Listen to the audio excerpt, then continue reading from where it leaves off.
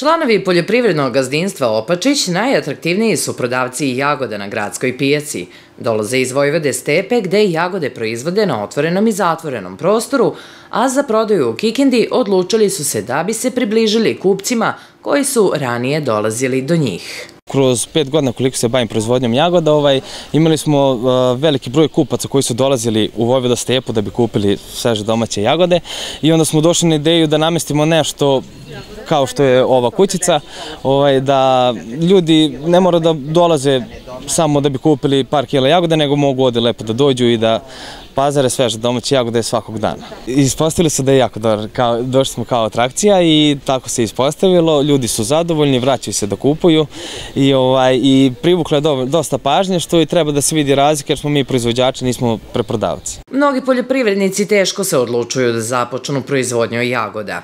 Možda su razlog za to konstantna ulaganja u proizvodnju, naročito u znanje i nove tehnologije. Međutim, od proizvodnje jagoda može se dobro živeti, a i vraćanje uloženih sredstava je brže nego kod ostalih voćnih vrsta. Razmišljao sam šta bi radio, pošto sam rešio da ostanem na selu i sinula mi ideja da dođem da krenem da radim jagode. Priča se da je profitabilna jagoda, što sam se i uverio. I tako sam došao na ideju. Počeo sam sa 20 ari da proizvodim jagode. Sada na otvorenom imamo 2,5 hektara.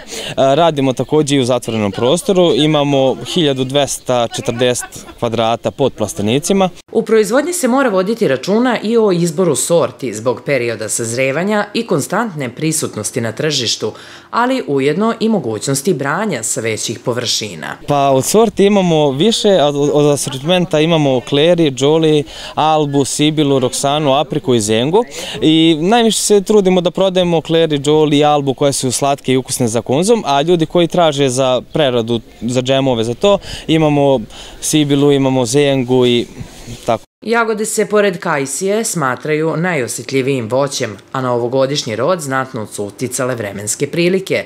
Deo roda već je pobrao aprilski mraz, a nedostajalo je sunca za sazrevanje. Ova sezona je malo specifična, kasni oko 2 nedelje. Prošle godine smo krenuli sa berbom 4. maja, a sada smo tek krenuli 18. Bilo je problema sa mrazevima i sa hladnoćom, pa uspeli smo da zaštitimo, prekrivali smo agrifolijom i izborili smo se i došla jagoda. Stigle. Očekujemo, pošto mi lično proizvodimo živiće, kontejnerski rasad, kod nas u prosjeku ide od 0,8 do 1,2 kg po živiću. Mladi proizvođač jagoda, Luka Opačić, planira da proširi proizvodnju prvenstveno u plastenicima.